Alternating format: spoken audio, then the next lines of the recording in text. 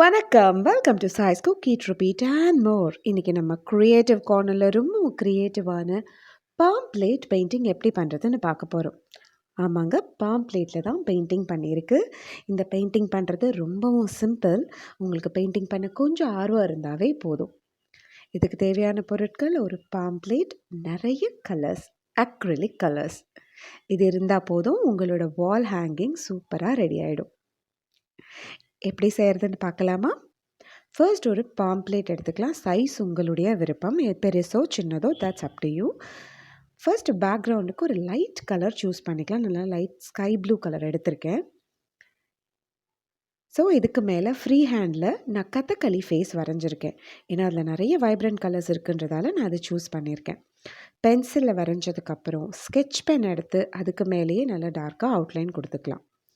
So இப்போது acrylic paint எடுத்து paint பண்ண ஆரம்பிக்கலாம். இது கூட நீங்கள் தண்ணி மிக்ஸ் பண்ணாமல் அப்படியே ஸ்ட்ரைட்டாக பெயிண்ட் எடுத்து பண்ணிங்கன்னா தான் அந்த எஃபெக்ட் நல்லாயிருக்கும். அண்ட் மோரோவர் நம்ம பாம் பிளேட்டில் பண்ணுறதால நீங்கள் தண்ணி போட்டிங்கன்னா ரொம்ப டைல்யூட் ஆகி வந்துடும். ஸோ அது நல்லா இருக்காது. அந்த திக்னஸோடவே நீங்கள் பெயிண்ட் பண்ணுங்கள். இந்த மெல்லிஸான லைன்ஸ்குள்ளே பெயிண்ட் பண்ணும்போது தின் ப்ரஷ் எடுத்துக்கிட்டிங்கன்னா ரொம்பவே நல்லாயிருக்கும். சின்ஸ் கதகளி ஏன் நான் சூஸ் பண்ணேன்னா அதில் நிறைய வைப்ரண்ட் கலர்ஸ் இருக்கும். ஸோ நம்ம எல்லா கலர்ஸும் இதில் யூஸ் பண்ணலாம். அதனால தான் நான் லைட் கலரை பேக்ரவுண்டில் கொடுக்க சொன்னேன். பொதுவாகவே லைட் கலரை பேக்ரவுண்டில் கொடுத்துட்டு நம்ம எந்த கலர்ஸ் கொடுத்தாலுமே நல்லா தூக்கி கொடுக்கும். அண்ட் கதகளி ஃபேஸ் எல்லாருக்கும் தெரியும், நல்ல டார்க் ஒரு மாதிரி பளிச்சுன்னு இருக்குது க்ரீன் கலர் தான் இருக்கணும். ஸோ அந்த கலரை தவிர்த்து மற்ற எல்லா கலர்ஸையுமே நம்ம அந்த ஆர்னமெண்ட்ஸ், க்ரீடும் அதுக்கு எல்லாத்துக்கும் கொடுத்துக்கலாம். ஸோ நீங்கள் எல்லா கலர்ஸை வச்சும் இங்கே எக்ஸ்ப்ளோர் பண்ணலாம். பொதுவாகவே பாம்ப்ளேட்டுக்கு ஒரு நல்ல சொரசொரப்பான டெக்ஸ்சர் இருக்கும்.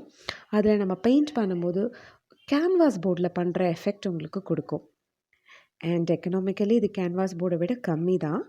ஸோ நமக்கு எஃபெக்டும் நல்லாயிருக்கும், நமக்கு ஈஸியாகவும் அவைலபிளாக இருக்கும். பட் பெயிண்ட் பண்ணும்போது கொஞ்சம் கேர்ஃபுல்லாக பண்ணணும். ஏன்னா கொஞ்சம் தப்பாயிடுச்சுன்னா கூட நம்ம அதை இரேஸ் பண்ண முடியாது இல்லையா? எஸ்பெஷலி லைட் கலர்ஸ்னால் கூட நம்ம மேலே மேலே கொடுத்து டார்க் கலர்ஸ் கொடுத்து மறைச்சிக்கலாம். பட் டார்க் கலரை நீங்கள் எக்ஸ்ட்ரா கொடுத்துட்டிங்கன்னா அது கஷ்டமாயிடும். ஸோ நீங்கள் ஒன்ஸ் ஆர் ட்வைஸ் இதை பண்ண பண்ண உங்களுக்கே அது வந்துடும். ஸோ இப்படி ஒரு பிரமாதமான ஒரு ஆர்ட் பீஸ் பண்ணி உங்களோட வாலில் நீங்கள் ஹேங் பண்ணி விட்டிங்கன்னா அது ஒவ்வொரு தடவை நீங்கள் பார்க்கும்போதே உங்களுக்கு அவ்வளோ ஒரு சந்தோஷமாக இருக்கும், இது நம்ம பண்ணது அப்படின்னு. அண்ட் மனசார சில பேர் நல்லா இருக்குன்னு பாராட்டுவாங்க. வெல், அதை கேட்கும் போது இன்னும் சந்தோஷமாக இருக்கும். எல்லாம் முடித்ததுக்கப்புறம் 0 ப்ரஷ் யூஸ் பண்ணி பிளாக் கலர் பெயிண்டில் பொறுமையாக நீங்கள் அந்த அவுட்லைனை இன்னும் கொஞ்சம் கொடுத்தீங்கன்னா நம்மளோட பிக்சர் இன்னும் எலிவேட் ஆகும். ஏன்னா நம்ம பெயிண்ட் பண்ணும்போது நம்ம ஸ்கெட்ச் பெனில் போட்டதெல்லாம் கொஞ்சம் கொஞ்சம் மறைஞ்சிருக்கும். That happens for everyone. So அதனால் நீங்கள் ஃபைனல் டச் அதை கொடுத்துருங்க. இது நல்லா காஞ்சதுக்கப்புறம் கிளியர் வார்னிஷில் ஒரே ஒரு லேயர் மேலே நீங்கள் ஒரு கோட் கொடுத்துட்டிங்கன்னா லைஃப் லாங் இது சூப்பராக இருக்கும்.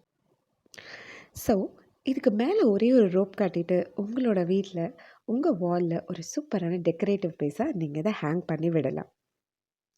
நான் இப்போ வரைக்கும் எந்த வார்னிஷ் கோட் கொடுக்கல, பட் ஸ்டில் இது எவ்வளோ க்ளாஸியாக இருக்குன்னு பாருங்கள்.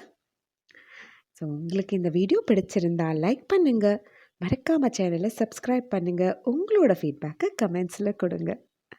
தேங்க்ஸ் ஃபார் வாட்சிங். நன்றி, வணக்கம்.